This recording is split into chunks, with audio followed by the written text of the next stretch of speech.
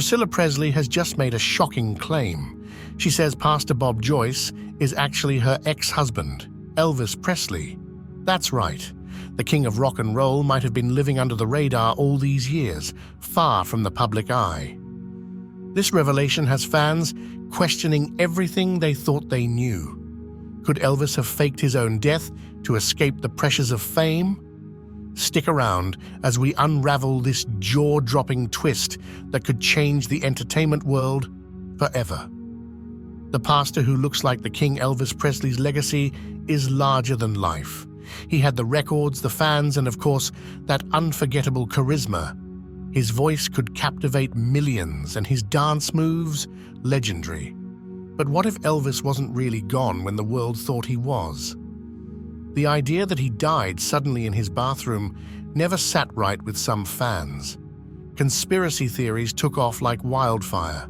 And then came Bob Joyce, a humble pastor who just so happens to resemble an older Elvis. Not only does he look like him, but his voice? Uncannily similar. Before we dive deeper, one thing is clear. The truth might be more unbelievable than anyone could have imagined. And trust me, this is just the beginning of the surprises. Bob Joyce has been going about his life, preaching his sermons, when the internet did what it does best, digging deep into mysteries. People started comparing his voice to Elvis's, analyzing his expressions, his smile, even the twinkle in his eyes. The resemblance? Almost eerie. Coincidence? That's what skeptics would say, but let's be real. When's the last time something this wild turned out to be just a coincidence?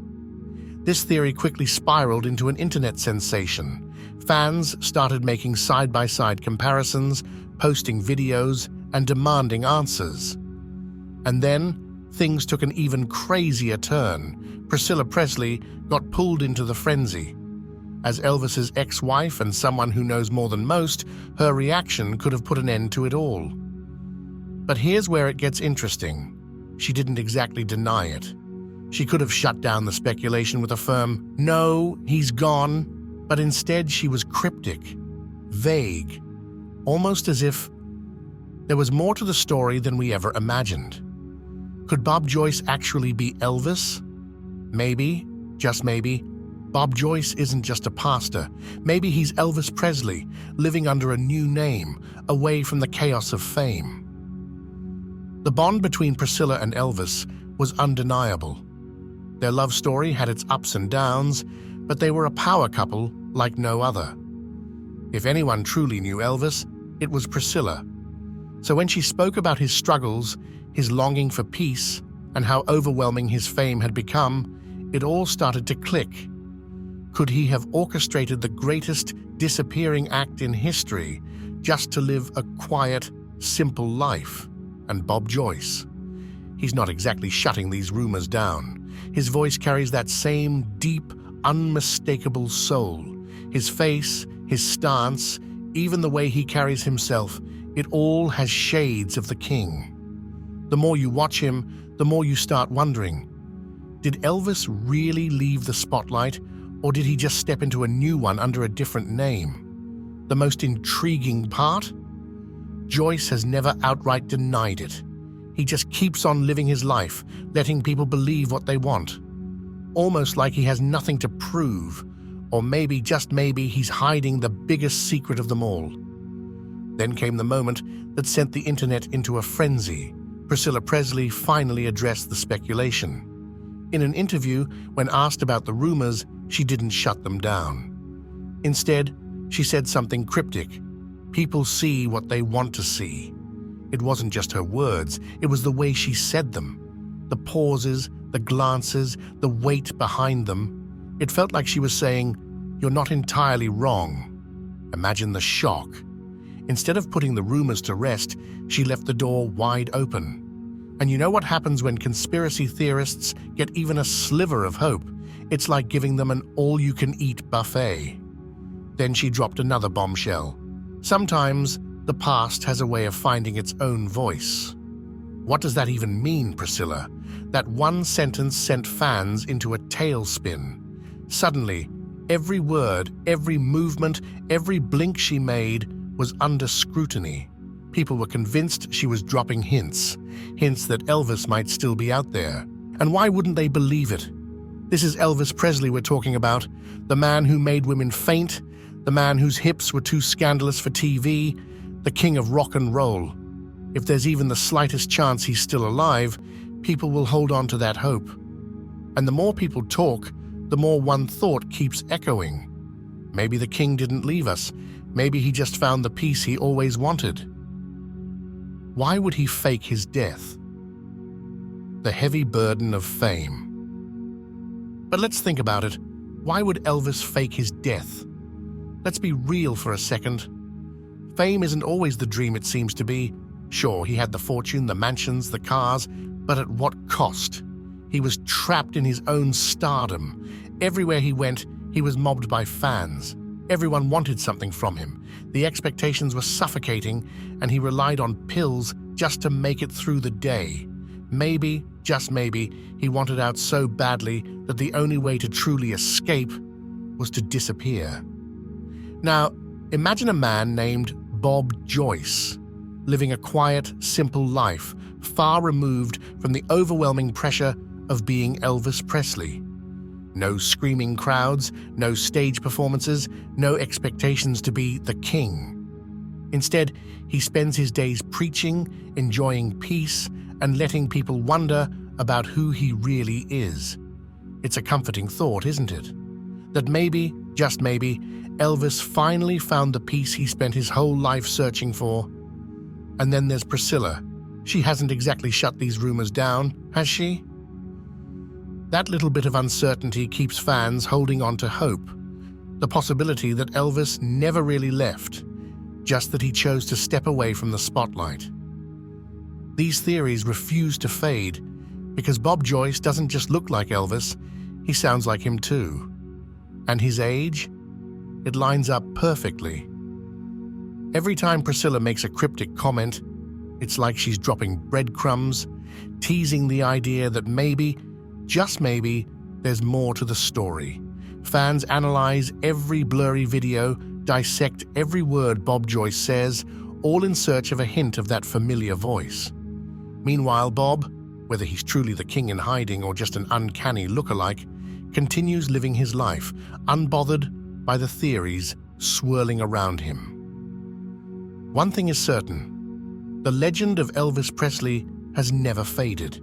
Whether Bob Joyce is really him or just a man with a striking resemblance, the idea alone is fascinating. Maybe the king never truly left the building. Maybe he simply changed the rhythm of his life, stepping away from the limelight to embrace the quiet existence he always longed for.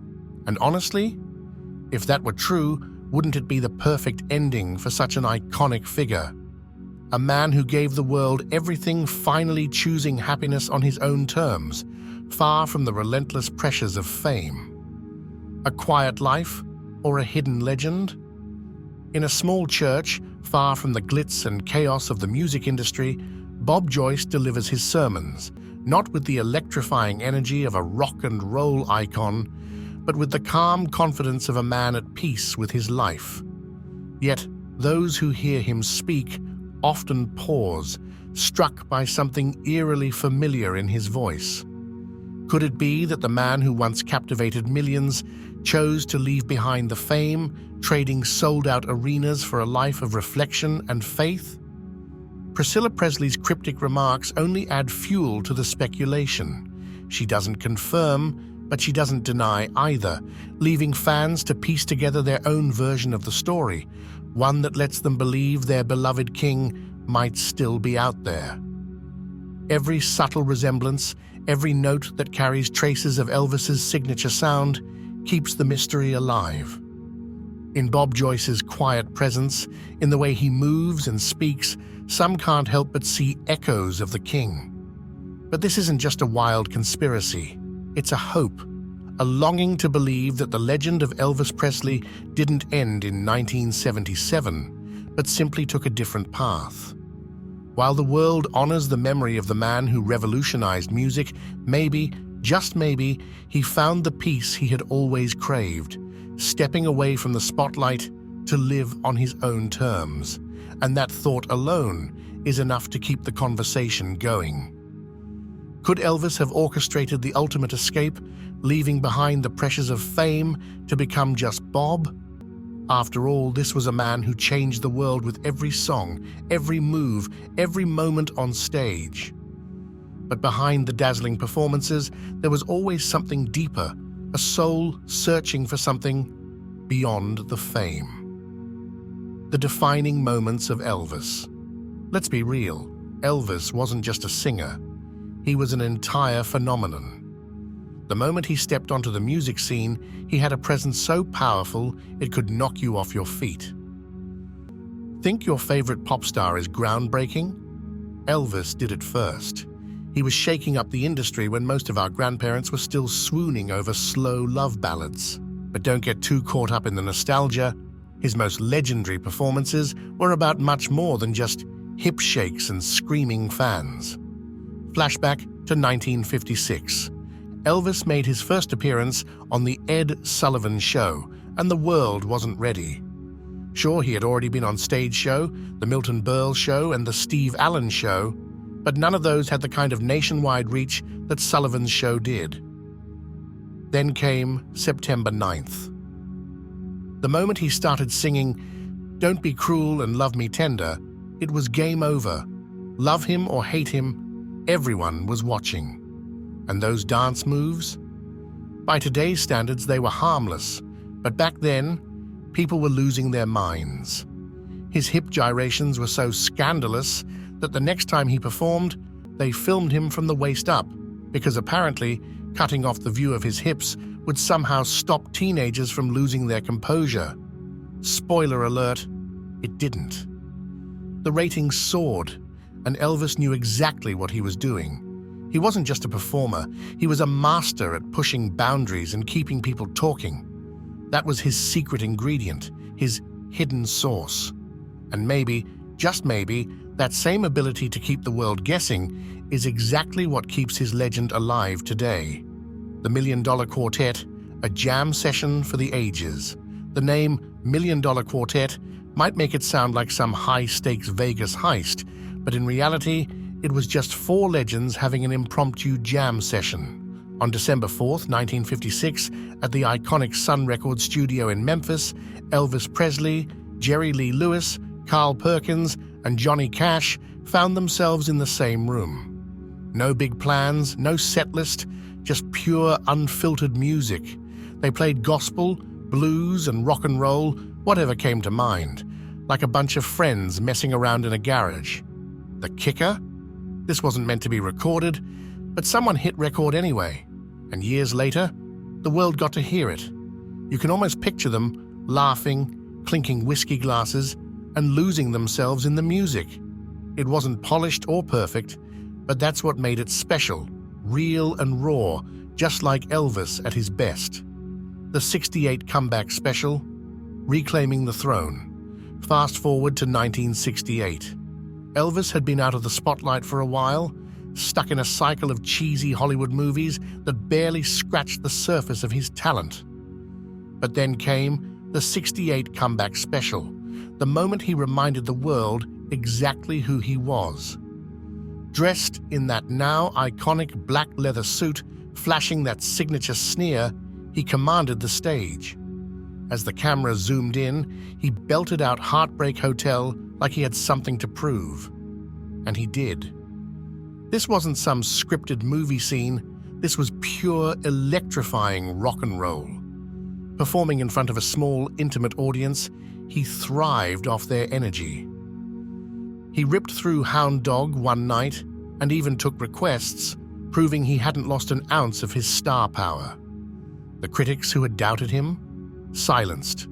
The ratings, through the roof.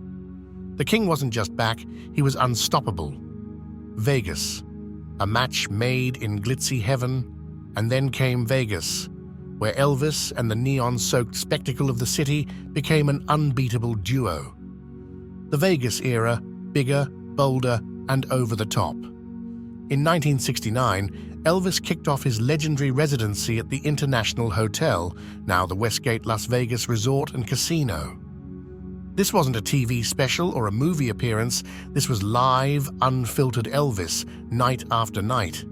With a full band, backup singers, dazzling lights and eye-catching costumes, he transformed Vegas into a rock and roll haven. Let's be honest, things got a little campy.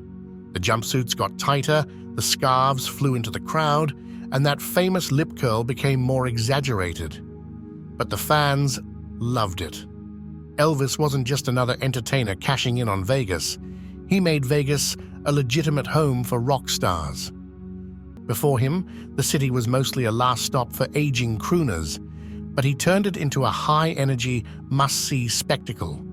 And underneath all the rhinestones and theatrics, that unmistakable voice, smooth, raw, and powerful, still captivated audiences. Say what you will about the excess, but one thing was undeniable.